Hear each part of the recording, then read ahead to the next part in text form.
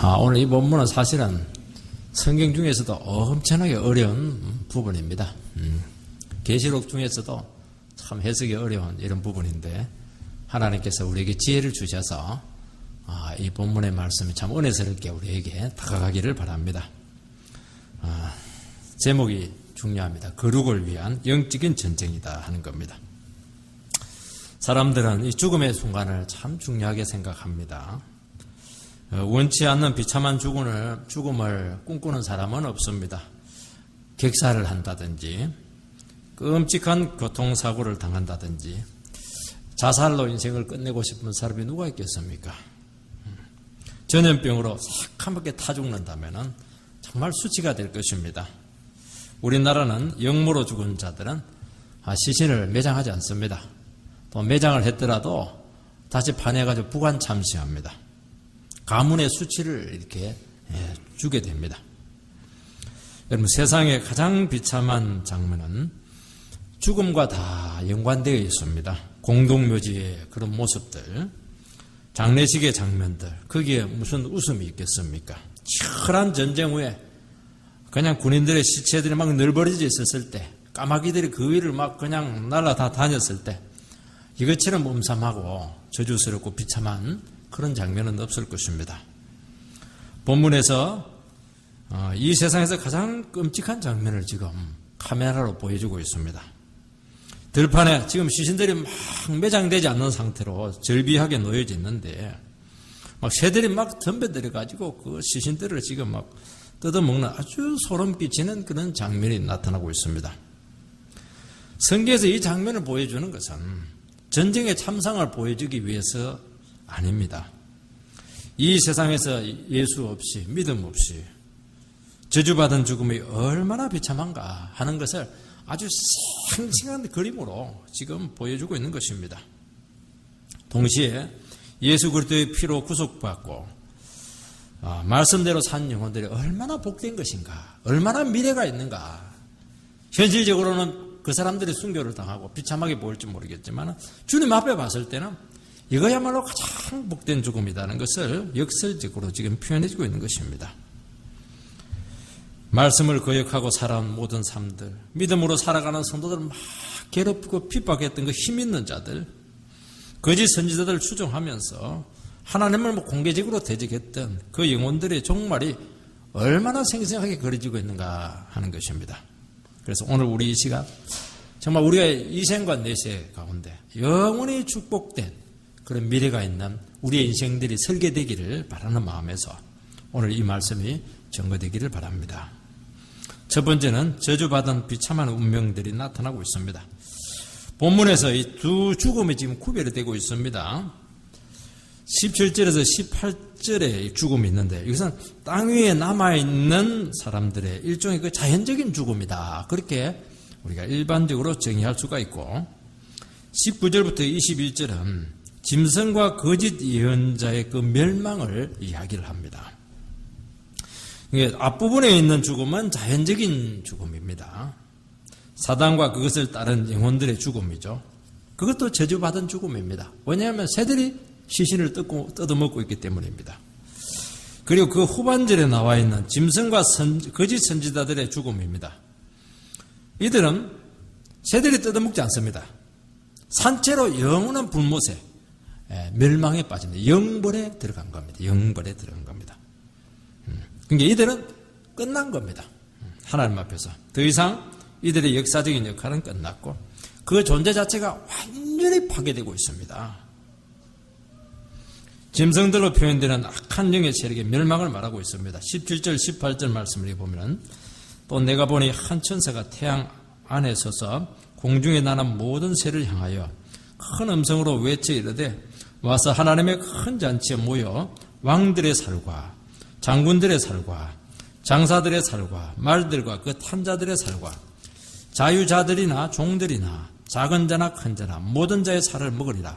여기에 열거되어 있는 사람, 권세자들, 가진 자들 다 되고 자유자들, 종들 다 나와 있는데 이건 모든 사람들을 일일이 열거를 한 것입니다. 하나님께서 큰 잔치를 지금 들판에 베풀었는데 하늘에 나는 새들을 막 초청을 해서 지금 들판에 버려져 있는 시체들을 뜯어먹게 합니다. 21절 하반절에서도 동일한 표현이 나오는데요.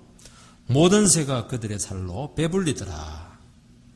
여러분, 새들이 지금 시신을 뜯어먹고 있습니다.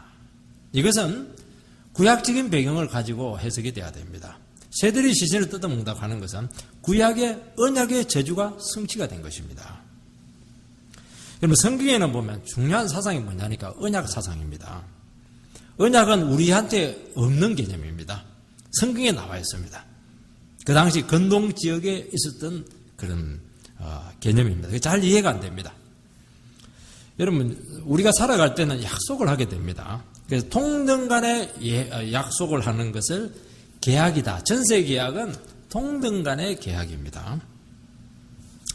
그런데 주종 간의 계약을 하게 됩니다. 윗사람과 아랫사람 이렇게 계약을 하게 될 때 이것은 언약 개념을 가지고 있습니다. 이건 동등한 게 아닙니다. 절대 동등한 게 아닙니다. 하나님과 우리와의 계약은 동등하지 않습니다. 왕과 백성들과의 계약, 신하와의 계약은 동등하지 않습니다. 종주국과 봉신국과의 그런 계약은 동등한 것이 아닙니다. 이것은 주종적인 관계에 있는 것입니다. 이것을 언약이다. 그렇게 이야기하는 것입니다. 지금 우리나라는 중국에 늘 그 조공을 바쳤지 않습니까? 중국은 종주국이 되고 우리 조선은 봉신국이 되는 것입니다. 그래서 우리 조공을 바쳐야 우리는 살 수가 있고, 그리고 우리나라가 일본에게 침략을 당했을 때 중국에서 와서 막 도와주고 임진왜란 때 그렇게 한 이유가 뭐냐니까 이 봉신관계, 주종관계의 그 조약이 맺어졌기 때문에 그것이 가능했던 것입니다. 하나님과 우리 사이도 마찬가지예요. 하나님과 우리 사이에 계약이 성립이 되어 있습니다. 그런데 사실은 계약이 될 수가 없는데요. 하나님께서 우리를 위해서 계약을 한 겁니다. 그래서 하나님이 밑으로 내려오십니다. 우리를 끌어올리십니다. 그래서 여기서 계약을 맺습니다. 그 계약의 내용이 뭐냐? 너희들이 하나님 말씀을 순종하고 나를 의지하고 하나님을 하나님으로 인정을 하면 세상 끝날까지 너희들을 지켜주겠다. 하늘에 있는 모든 축복을 다 주겠다. 이게 뭐냐니까 하나님과 우리 사이에 맺어진 계약을 이야기하는 것입니다. 그리고 이 종주권 계약을 체결할 때는 반드시 짐승을 반으로 딱 쪼갭니다. 딱 쪼개서 벌려놓고 계약 양 당사자들이 그 중앙을 지나가게 합니다. 그래서 어느 쪽에서도 계약을 깨뜨리게 되면은 계약 당사자들이 배가 갈라져서 저주를 받게 된다. 저주의 심판입니다. 그 짐승을 쪼개기도 하고 개들이 뜯어먹기도 하고 새들이 쫓아먹기도 하고, 이게 뭐냐니까 언약적인 저주에서 나오는 표현들인 것입니다. 너희들이 계약을 깨뜨리기 때문에 저주 받는 것은 당연하다 하는 그런 의미이기 때문에 오늘 여기서 나는 살을 뜯어먹는다 하는 것은 바로 언약적인 저주의 표현에 한 것입니다. 너희들이 계약을 어기기 때문에, 말씀을 순종하지 않았기 때문에 언약적인 저주의 비참한 종말이 올 수밖에 없다 하는 것을 말씀하고 있는 것입니다. 구약에 보면은 아브라함과 하나님께서는 언약을 맺습니다. 하나님께서 아브라함에게 약속을 합니다. 네가 내 말씀 잘 순종하면 너에게 땅을 주고 많은 백성들을 주겠다는 겁니다. 애 한 명도 없는데, 지금 애를 놓을 수도 없는데도 불구하고 그렇게 약속을, 계약을, 언약을 맺습니다. 그것을 어려운 말로 아브라함 언약이다 그렇게 합니다. 그래서 하나님께서 400년 후에 애굽에서 많은 민족들을 구출해내 가지고 가나안 땅을 공짜로 줬습니다. 왜냐하면 왜 줬냐면 이스라엘 백성들이 싸워서 가진 게 아닙니다. 하나님께서 약속을 했기 때문에 그 땅을 준 겁니다.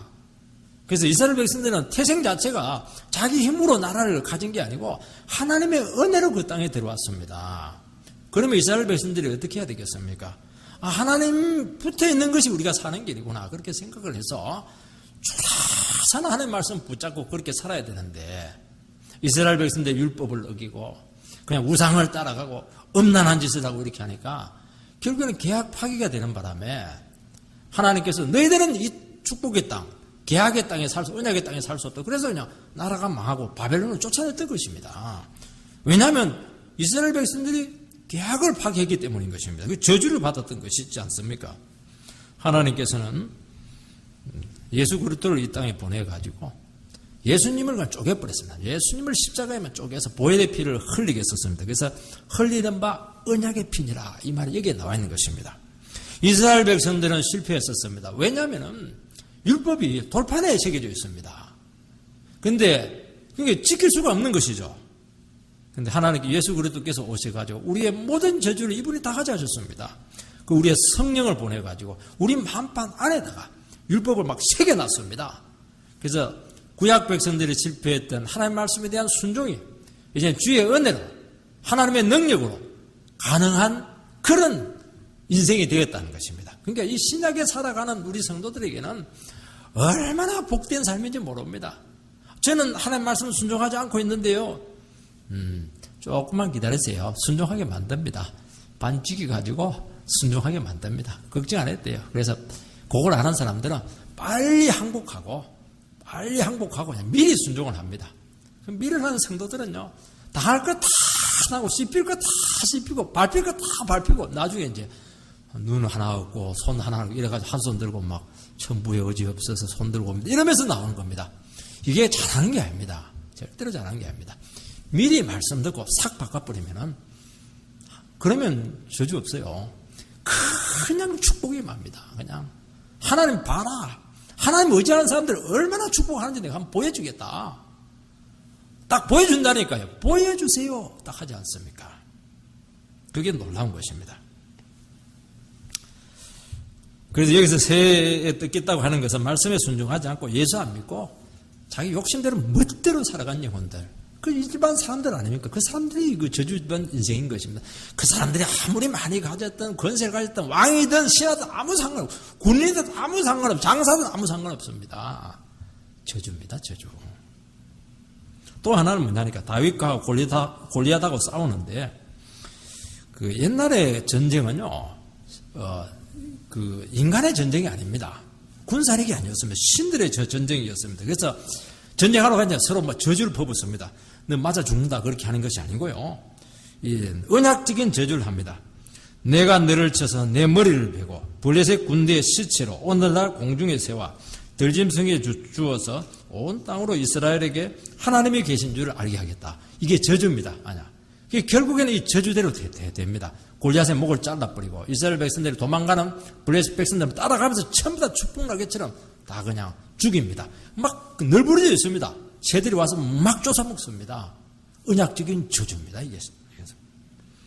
그러니까 자기 힘만 믿고 하나님을 모욕하고 하나님의 백성들을 괴롭히는 그런 자들에게는 긍휼 없는 심판이 임하게 된다는 것입니다. 본문에 등장하는 왕들, 장군들, 말탄 자들, 힘 있는 자들, 이 사람들이 자기 힘만 믿고 연약한 이 백성들을 너무 핍박하고 괴롭혔었습니다. 그들에게는 반드시 언약적인 저주가 임하게 된다는 것입니다. 또 하나는 뭐냐니까 짐승과 이적을 행하는 이 거짓 선지자들이 받을 이 저주가 나타납니다. 짐승은 늘 이야기했지만 로마 정권이고 세상 권력입니다. 거짓 선지자들이 이들 권력자들의 앞잡이가 되어서 막 비진리로 우상으로 막 백성들을 유혹합니다. 대표적인 것이 무엇이냐니까 아합 시대에 그 이세벨 이스라엘 백성들에게 막 팔짱을 막 퍼뜨립니다. 그때 하나님께서는 어떻게 하면 예후를 통해서 심판하는데 그것도 언약적인 저주입니다. 그래서 이세벨의 새를 개들이 뜯어먹고 새들이 쫓을 것이다. 그렇게 하는데 그 그대로 성취가 됩니다. 이상에서 본 것처럼 하나님의 언약적인 저주를 받는 부류들은 하나님의 말씀을 고의적으로 거북하고 하나님을 인정하지 않고 자기 욕심대로 살아가는 그 모든 영혼들입니다. 그 자기 힘만 믿고 약한 그 성도들을 핍박한 그런 영혼들입니다. 그리고 거짓 가르침과 우상으로 하나님의 백성들을 배교하게 하고 그렇게 유혹하고 미혹했던 그 악한 자들, 이 사람들이 정말 비참한 종말이 있다 하는 것을 말씀하고 있는 것입니다. 이들은 결국 하나님을 부정했던 모든 세상의 영혼들을 총칭하는 것입니다. 여러분, 세상에서 권세를 가지고 이 세상에서 모든 영혼과 자기 힘을 의지하면서 하나님을 인정하지 않고 대적하고 살아갔던 실력자들입니다. 하나님 없이도 얼마든지 나는 내 힘으로 살아갈 수 있다. 그게 어떻게 보면 실력자들이지 않겠습니까? 그 모든 사람들이 다 포함되어 있습니다. 하나님께서는 이들에게 반드시 수치를 안겨주겠다. 비참한 멸망이 있을 것이다. 그렇게 말씀하고 있습니다. 그러나 예수 믿기 때문에 그들에게 고통당하고 찢기고 고난당하고 어려운 가운데 있고 하나님 앞에 막 나갈 때마다 참 눈물로 나갈 수밖에 없는 그런 영혼들은 하나님께서 언약적인 축복에 따라서 너희들 세상 끝날까지 함께할 뿐만 아니라 너희의 삶을 보호하게 될 것이고 인도할 것이고 내가 예비된 모든 축복을 아낌없이 너희들에게 주겠다. 은혜로 주겠다. 이것은 우리가 잘했기 때문에 주는 것이 아닙니다. 하나님 의지하고 예수를 믿었기 때문에 그냥 공짜로 막 축복을 주는 것입니다. 예수 믿을 때 이런 말을 많이 합니다. 하나님, 나 한 것도 없는데 왜 자꾸 줘요? 미안하네요. 그냥 나중에는 은혜 받고 나서도 내 게 아니라고 생각해요. 이거 내 거 아닌데 이렇게 하는데 내 거 아니고 뭐 내 거 아니에요. 그거는요 맛보기에 불과합니다. 막 갈수록 주님께서 은혜를 주시는데요. 감당이 안 되는 거예요. 감당이 안 되는. 나는 조금 고난 가운데 기도했고 나는 좀 힘들고 어려운 가운데서도 하나님을 찬양했는데 그걸 너무나 기뻐하시고 봐라 복 받는 길은 이런 길이다 하면서 그 인생을 얼마나 축복하는지요. 주님께서는 그렇게 지금 우리에게 약속하고 있는 것입니다. 두 번째는 이 저주의 성격이 나옵니다. 저주받은 자들의 시체가 막 새들에게 뜯긴다고 하는 것은 상징적인 표현입니다. 그들의 종말과 최후가 얼마나 비참할 것인가 하는 것을 보여주기 위해서입니다. 그리고 이 세상에서 하나님 없이 살다가 남부럽지 않게 또 장례식을 치는 사람도 많이 있습니다. 뭐 그렇게 잘 먹고 죽으면 때깔도 좋다 그런 말도 하지 않습니까? 시험이 막 드는 거예요 이게 예수 믿는 사람들은. 그러나 그들의 영혼이 하나님 앞에서 영원히 버림받는 처지에 있다 하는 것을 시각으로 딱 보여주기 위해서 이런 표현을 썼던 것입니다. 오늘 말씀에 보면은요 저주의 성격에도 두 가지가 있다고 아까 얘기를 했었습니다. 막 살이 막 뜯깁니다. 시체에 살이 뜯깁니다. 그리고 하나는 뭐냐니까 막 불못에 들어갑니다. 두 종류의 이런 그 죽음이 있습니다. 짐승과 거짓 선지자를 따르는 그런 사람들, 짐승의 표를 받은 영혼들, 이 사람들은 죽음이라고 하는 것은 언약적인 죽음을 이야기를 하는 것입니다. 짐승과 악한 영들은 바로 불못입니다. 그러나 그의 유혹을 받아서 살아갔던 그런 자연인들은 언약적인 저주를 받습니다. 조금 어려운 말인데 조금만 들어보면 알 수가 있습니다. 언약적으로 죽었다고 하는 것은 무엇을 얘기합니까? 육체적으로 죽은 거예요. 육신적으로 죽은 것입니다. 잠정적으로 죽은 것입니다. 그 역사적으로 죽은 것이 영원한 영벌에 들어간 것은 아닙니다. 영원한 절대적인 멸망을 당한 것은 아닙니다. 그 육신적으로 죽었다는 것을 이야기하는 것입니다. 여기 보면요 중요한 단어가 나오는데 이 살입니다. 옛날 성경에는 고기 이렇게 되어 있었습니다. 불고기가 아니고 시체의 살을 이야기하는 것입니다. 헬라어로 사르크스인데 이것은 단지 육체, 육신 또 어려운 말로 말하면 살아있는 존재의 물질 우리의 몸 살을 이야기하지 않습니다. 바울이나 또 복음서나 신약 성경에 보면 육적인 것 그런 것을 얘기해요. 영적인 것 할 때 반대되는 것이 육적인 것입니다. 육신의 생각은 하나님과 원수가 된다. 그렇게 말할 때 그 육신을 이야기하는 것입니다. 여기서 육신이라고 하는 것은 사랑과 하나님과 분리된 것을 이야기하는 것입니다. 하나님을 대적하는 본성들이 우리 가운데 있습니다. 그것은 육신입니다. 살입니다. 이 세상과 자꾸 밀착해서 살아갑니다. 그게 우리 본성 속에서 죄 짓는 걸 좋아하고요. 세상의 영광 너무 좋아합니다. 그게 뭐냐니까 육신입니다. 인간 안에는 하나님을 대적하고 반항하고 그분의 뜻을 거역하려고 하는 본성이 있습니다. 하나님 말씀을 다 증거하면 참 은혜가 되는 사람이 있지만은요. 원래 우리는 그러지 않아요. 막 반감이 생기고 막 하나님 말씀은 반대로 하고 싶은 그런 참 거역한 본성이 있습니다. 그게 뭐냐니까 육이에요. 육. 이 세상에 속한 것들에 대한 애착을 끊을 수 없을 정도로 너무 강한 본성을 가지고 있습니다. 이것이 모든 인생들의 삶을 다 파괴했었습니다. 그래서 여기서 말하는 살을 뜯는다. 이 저주의 대상은 인간 그 자체가 아니고 인간 안에 있는 모든 육신적인 것을 다 포함하고 있는 것입니다. 여러분 새들이 와서 뜯어먹는 것은 인간 안에 있는 육의 악성 종양을 제거하는 것입니다. 하나님이 짐승에 추종하며 살아가는 인간들을 저주하심으로써 그들 안에는 모든 육신적인 것을 다 드러내겠다, 들추어내겠다, 그리고 제거하고 뜯어먹게 하겠다 하는 것을 말씀하고 있는 것입니다. 사람들은 자기 자신의 삶이 하나님 앞에 얼마나 저주스러운 상태에 있는가 하는 것을 너무 모릅니다. 아무도 모릅니다.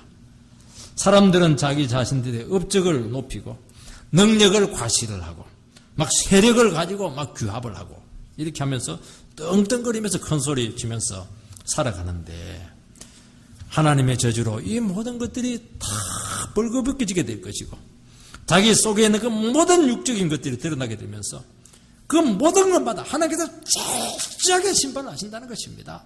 다 뜯어먹습니다. 머리에 있는 살, 볼태기 살, 팔에 있는 살 다 뜯어먹습니다. 왜냐하면 죄의 도구였기 때문입니다. 인간이 자기 자신의 힘으로 살고 믿는 자들을 핍박하는 그 존재들은 그 즉시 들판에 뿌려진 시체처럼 그렇게 추하고 더러운 처지에 빠지게 될 것이고 그런 인생 자체가 어떻게 보면 저주받은 인생이라는 것을 말씀하는 것입니다. 하나님께 인정받지 못하는 그 삶 자체가 사실은 저주 안에 있는 것입니다. 여러분, 저주받은 인생입니다. 버려졌더라도 자기 자신의 안에 있는 그 육적인 것을 다 제거하고 죽일 때 우리는 얼마든지 생명으로 돌아갈 수 있는 기회가 있습니다. 언약이라고 하는 것이 놀라운 것은 지금은 내가 잘못했습니다. 내가 그 죄 다 버리고 예수의 언약의 피의 보혈에 입각해서 내가 예수 믿고 다시 살겠습니다. 그러면은 삽니다. 그래서 이 세상 가운데서도요, 사람들은 육적인 죽음을 그래서 막 죽다 살아났다. 예수 믿는 사람들은 늘 하는 말이 무엇입니까? 나 죽다 살아났다. 나는 인생 끝났는데 어떻게 살았는지 모르겠다. 하나님께서 잠정적으로 죽이십니다. 몸도 죽이고요, 사회적으로도 죽이기도 하고요, 많은 관계적으로 죽이기도 합니다. 그걸 통해서 뭘 느끼게 합니까? 너의 인생에 얼마나 위험한 가운데 있는가 하는 것을 알고 이 죄 때문에 내가 죽을 수밖에 없구나 하는 것을 깨닫고 돌이키기만 하면은 다시 언약적인 축복이 회복된다는 것을 말씀하고 있습니다. 여러분, 모든 인생은 저주 아래 있습니다. 하나님과의 언약을 깨뜨린 자로서 형벌받아 마땅합니다. 영적으로 철저히 죽어 있습니다. 마귀의 속임수에 빠져가지고 막 인생을 망가뜨리면서 살아가고 있습니다. 그런데도 불구하고 자기 자신이 하나님의 저주 아래 있음을 알고 육신적인 제약을 십자가에 가져가서 그 보혈의 피로 싹 씻김받을 때 놀라운 구원이 우리에게 찾아온다는 것입니다. 하나님은 한 영혼도 저주받아서 지옥 가는 거 절대로 원치 않습니다. 우리가 이 세상 가운데 저주받으면서 살아가는 거 원치 않습니다. 하루를 살아도 축복 가운데 살기를 원하고 있습니다. 우리가 제 저주 가운데서 복음을 듣고 은혜로 나오시기를 진심으로 바라고 있고 그런 심정으로 지금 설교를 하라는 것입니다. 그런데 그 용서의 복음을 멸시하고 여전히 자기 힘으로 살아가는 자들에게는 주님의 십자가와 같은 통일한 고통이 형벌로 그 영혼들에게 주어지게 될 것입니다. 산들아 나를 내리눌려서 빨리 죽여라. 얼마나 고통, 죽지도 않아요. 얼마나 고통스러운지 영원히 고통받으면서 영벌에 치여진다는 것을 말씀하고 있는 것입니다. 그래서 하나님께서는 우리로 하여금 죽을 때까지 기회를 주십니다. 이게 언약의 축복입니다. 하나님은 기다리면 무한대입니다. 무한대. 정해진 기한이 지나면 그 지연지에 대한 언약적인 심판을 철저하게 하겠다. 하나님은 대충 안 합니다. 반드시 한 홀이라도 갚지 않으면 너희들은 지옥에서 나오지 못한다. 분명히 말씀하셨습니다. 한 홀이는 털이에요. 털 하나. 요거 하나까지도 갚지 못하면은 절대로 용서가 안 된다는 것을 말씀하고 있는 것입니다. 마지막으로는 우리 예수 믿는 사람들은 이 세상에서 영적인 전쟁을 각오해야 됩니다. 여러분, 짐승과 거짓 선지자들에게는 그야말로 산채로 지옥에 떨어지는 영벌에 떨어지게 됩니다. 이들에게는 이제 다시 기회가 없습니다. 마귀들에게는, 사탄에게는 기회가 없습니다. 왜냐하면 이들은 아예 하나님을 대적한 존재고 아예 하나님 백성들이 멸망하기 위해서 온갖 모략을 다 했던 그런 존재들이기 때문에 긍휼 없는 심판이 그들에게는 주어질 수밖에 없습니다. 이미 언도가 되었습니다. 예수 그리스도의 십자가의 피로 그들 이미 밟히게 되었습니다. 19절 20절 말씀을 보면 또 내가 보매 그 짐승과 땅의 임금들과 그들의 군대들이 모여 그 말 탄 자와 그의 군대와 더불어 전쟁을 일으키다가 짐승이 잡히고 그 앞에서 표적을 행하던 거짓 선지자도 함께 잡혔으니 이는 짐승의 표를 받고 그의 우상에게 경배하던 자들을 표적으로 미혹하던 자라. 이들이 산채로 유황불 붙는 못에 던져지고.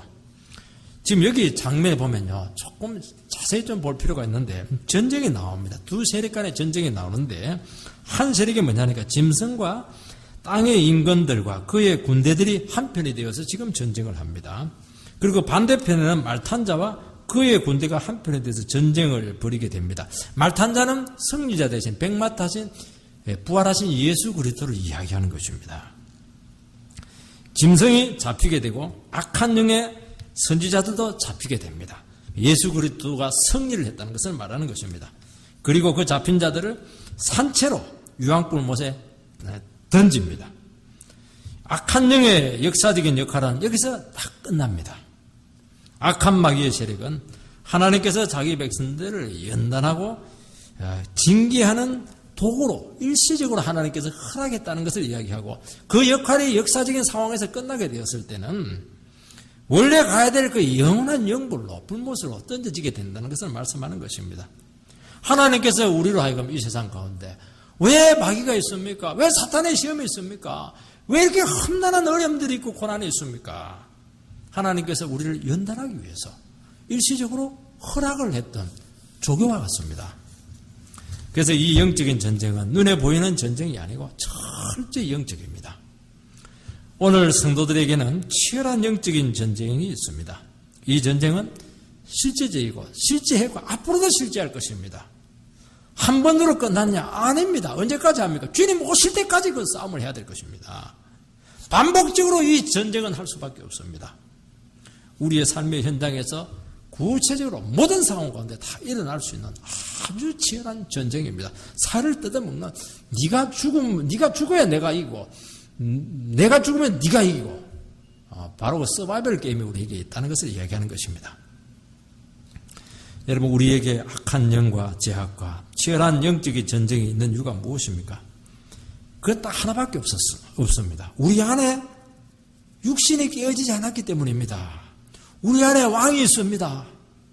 장군이 있습니다. 장사가 있는 거예요. 말이 막 들어있습니다. 예수 믿는다고 하지만 깨끗하지가 못한 겁니다. 순수하지가 못합니다. 불순물이 꽉 차 있는 겁니다. 이 정제를 해야 되는데 정제할 수 있는 방법이 없어요. 짜순이에 넣을 수도 없고 용광로에 집어넣으면 다 타버리고 불에 태울 수도 없고 결국에는 이제 마귀를 통해서 하는 겁니다. 이들의 특징은 자기 힘으로 이 세상을 정복하는 존재들입니다. 외부적인 핍박이 있습니다. 세상의 가르침을 믿는 성도들을 끊임없이 미혹하고 넘어지게 합니다. 성도들이 이 세상의 유혹에 미혹되는 이유는 마귀가 유혹하는 것도 있지만은 자기 안에 죄를 너무 사랑하기 때문에 그렇습니다. 세상을 너무 좋아하는 마음이기 때문에 넘어가는 것이죠. 제가 내일 이야기하지 않습니까? 사기꾼에게 넘어가는 사람들은 사기꾼에게만 책임이 있는 것이 아니고 넘어가는 그 사람에게도 책임이 있습니다. 거기에 대해 관심이 없어요. 욕심이 없으면 절대로 사기꾼에게 넘어가지 않습니다. 그래서 마귀를 하여금 우리 예수 믿는 사람들 자꾸 유혹해라, 넘어지게 해라. 주님께서는 그렇게 이야기할 줄 몰라요. 그러면서 우리로 하여금 우리 속에 얼마나 탐욕이 많은가 하는 것을 지금 한번 맛을 봐야 우리가 어떤 육신적인 존재인가 하는 것을 알기 때문입니다. 여러분 세상 역사는요 하나님과 마귀와의 전쟁의 역사입니다. 사탄은 하나님을 대적하고 하나님의 질서를 깨뜨리고 스스로 왕이 되려고 하다가 하늘에서 쫓겨난 천사입니다. 세상 역사는 하나님을 몰아내고 스스로 왕이 되려고 하고 자기 힘으로 살려고 하는 그런 삶입니다. 오직 하나님만 의지하며 살아가는 이 두 종류의 삶입니다. 내 힘으로 살겠다. 나는 내 힘으로 안 된다. 나는 하나님의 도움으로 살겠습니다. 이 두 세력 간의 치열한 영적인 싸움이 지금 진행되고 있는 것이고 성경은 바로 그 영적인 싸움의 역사입니다. 어디서부터 나타나고 창세기 1장부터 나타나고 3장에서부터 정갈하게 나타나고 있는 것입니다. 여러분 사단이 뱀을 통해서 하와를 유혹한 것은 너 말씀 순종하지 말고 네가 하나님 되라. 네가 왕이 되어라. 그래서 내 인생을 네가 결정하고 네 스스로의 힘으로 살아가라는 겁니다. 그래서 신이 되라는 겁니다. 그래서 선악과를 탁 따먹게 됩니다. 얼마나 멋진 말입니까? 여기서 선악과다, 선악을 알게 하는 나무다 하는 것을 어떻게 이름을 선악과로 지었을까? 이게 참 연구의 대상이지 않습니까? 여러분, 모든 선악을 판단하시는 분은 하나님이십니다. 그런데 인간은 자기 자신이 이것은 선이고 이것은 악이다 스스로 판단하겠다는 겁니다. 하나님 필요 없어요. 내가 선이면 선입니다. 내가 악이면 악입니다. 그 말은 뭐니까 내 인생의 결정권을 하나님께 넘기지 않고 내가 지겠다는 것이죠. 내가 옳은 대로 살겠다는 겁니다. 이게 뭐냐니까 하나님에 대한 반역이었던 것입니다. 하나님에 대한 권위에 대한 도전이고 반역죄입니다. 이것은. 하나님께서는 이 세상에 사탄과 그 졸개 마귀를 두신 이유는 성도들을 연단하고 그 속에 있는 근본적인 인생의 동기들, 동력들을 한번 들추어내가지고 한번 해보자는 겁니다. 어떤 것이 진실한 삶인가? 너 스스로의 힘으로 살아가는 것이 진실한 삶인가? 아니면 하나님을 의지하면서 살아가는 것이 이게 복된 삶인가? 치열하게 한번 싸워보자는 것입니다. 가인이 아벨을 쳐 죽였습니다. 그래, 가인 네가 바른 삶인지 아벨이 바른 삶인지 한번 보자는 겁니다. 한번. 바로 이 문제였습니다. 그래서 일시적으로 의로운 자들이 많이 피를 흘리고 순교를 당하고 고통을 많이 당합니다. 그렇지만 하나님께서는 아벨의 피가 나에게 호소했다. 그의 기도를 들어주겠다는 겁니다. 세상에서는 망했을지 모르겠지만 그런 영원한 영광 가운데서 영원히 지금도 주님 앞에서 호소하고 있고 기도하고 있는 것입니다. 마귀와 그 추종자들은 자기 가치를 끊임없이 향상시키는 삶을 추구합니다. 왜냐니까 신이 되어야 되니까. 자기 인생을 스스로 책임져야 되기 때문입니다. 그것이 죄입니다. 하나님께서는 우리를 무장해제시켜서 주님의 능력으로 살아가게 합니다.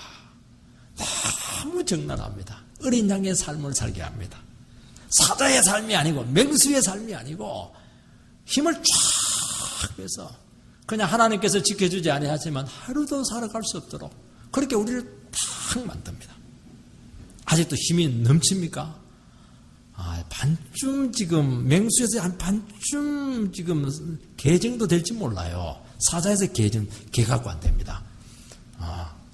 싸놓은 뿔 가진 이 양도 안 돼요. 어린 양. 아무것도 스스로 보호할 수 없는 그런 상태로 우리를 탁 만들어 놓습니다. 조금 갑자기 이제 싫어지는 느낌이 드는데요. 믿는 자 안에 여전히 마귀지향적인 경향이 남아 있습니다. 이 더러운 경향을 어떻게 합니까? 새들이 와서 막 뜯어먹게 합니다. 우리 안에 있는 이 세상을 막 멸망시킵니다. 여러분, 새가 뜯어먹으면요, 간지러울까요? 고통스러울까요? 아이고, 정말 저는 독수리가요, 짐승도 뜯어먹는 거 보니까 와, 독수리 그것들 잔인하더라니까요. 그거 막 눈부터 뽑아먹는데요, 난리도 아니었습니다. 어떻게 평안할 수 있겠습니까? 새들이 뜯어먹는데. 우리는 날 때부터 죄인입니다. 4살에 붙은 죄악을 뜯어야 하니까 얼마나 아프겠습니까? 내 오른손이 범죄하거든 그냥 오른손 잘라버리라. 내 눈이 범죄하거든 눈 하나 뽑아버리라. 여러분요, 얼마나 아픕니까? 눈 뽑으려면. 저는 안 뽑아요. 그래서. 그러니까 죄를 이기려고 하면요, 정말 눈을 뽑아야 됩니다. 정말 죄를 이기려고 하면요, 팔을 끊어지는 고통을 당해야 됩니다. 텔레비 한번 안 보게 하려면요, 철회하면 몇 분 해야 됩니다. 얼마나 어려운데, 이 리모컨 탁 끄는 게 이게요, 조금만 해버리면 밤새도록 다 가버려요. 눈이 붉게가지고. 그게 얼마나 어려운데요, 이게. 탁 끄는 사람은요, 정말 양입니다, 그것은. 그래서요, 미리 끄게 하면요, 완전히 짐승이 돼가지고 잡아먹으려고 그럽니다. 엄마 잡아먹고, 아빠 잡아먹고요. 애들도요, 보통이 아닙니다. 아빠도 비슷하기도 하고 그래요. 얼마나 고통스러운지 모릅니다. 하나님께서는 이 전쟁에서 완전히 승리하셨습니다. 우리의 자아를 해체했습니다. 이것이 힘든 겁니다. 이것을 우리 안에 남겨둘 수 없습니다. 내 힘이 자꾸 잘려나가야 됩니다. 내 자랑들, 의지하던 것들 자꾸 자꾸 없어져야 됩니다. 그래서 여러분들의 삶 가운데 더 이상 의지할 것이 없습니다. 의지할 사람이 없습니다. 그거 할렐루야입니다. 너무너무 잘 되고 있는 겁니다, 지금. 아직도 내가 의지할 대상이 많다는 것은 아직 느낄 일이 참 많다. 기대하시라. 개봉박도 좋은 게 아닙니다, 그거. 내가 아무것도 아닌 존재로 딱 만들어 놓습니다. 여러분, 구약에 보면 나오미가 자기들끼리 잘 먹고 잘 살라고 땅 다 팔아서 모압 지방으로 흉년이 들었을 때 갔는데 그거 가지고 너무 잘 됐더라. 이러면 얼마나 좋겠습니까? 완전히 생 알거지가 돼가지고 그렇게 처참하게 거지꼴이 돼가지고 이름도 바꿉니다. 말하라고 쓰디쓴 인생의 고통을 맞이했다는 겁니다. 남편 잃고 두 아들 다 잃어버리고 며느리 중에서 하나는 도망가 버리고 한 며느리 되고 그야말로 천하의 고아로 귀향을 합니다. 귀향하는 게 그 자체가 은혜입니다. 주님께서 그렇게 하신 이유가 어디에 있습니까? 하나님만 탁 바라보게 하기 위해서 그렇게 했던 것입니다. 하나님께서 그 영혼이 이방 땅에서 잘 먹고 잘 살게 하지 않았습니다. 이것이 하나님의 능력입니다. 그래서 나오미가 와가지고 동네 사람들이 나오미 이렇게 처참하냐 이렇게 하니까 전능자가 나를 이렇게 고통스럽게 했다고 합니다. 여러분, 전능자라고 할 때 엘샤다인데요, 하나님 원하는 거 다 해줍니다. 그거 전능자입니다. 어떤 게 전능자냐면 여러분 잘 기억해야 됩니다. 내 뜻대로 안 되게 막 완전히 바닥으로 낮추어서 인생의 쓸데없는 맛을 보게 되었을 때 누구를 만나느냐? 전능자를 딱 만납니다. 그때 하나님을 만납니다. 우리는 반대로 생각합니다. 내 원하는 대로 다 해주면 하나님 잘 믿겠습니다. 마귀의 밥입니다.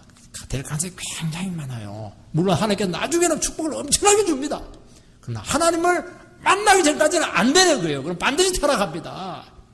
엘샤다이 되신 하나님, 전능자 되신 하나님, 나를 인생의 바닥으로 맺혀가지고 완전히 납작 엎드리게 하고 나는 아무것도 아닙니다. 그때 하나님이 어떤 분인가 하는 것을 압니다. 맛을 봐야 맛을 알지 않겠습니까? 하나님 맛을 한번 보여주는 겁니다. 우리 식으로 말하면 하나님 본때를 보여준 겁니다. 그때 고통스러운 가운데 이제 하나님만 의지하겠습니다. 그 고백이 거기서 나오는 것입니다. 이것이 하나님의 능력입니다.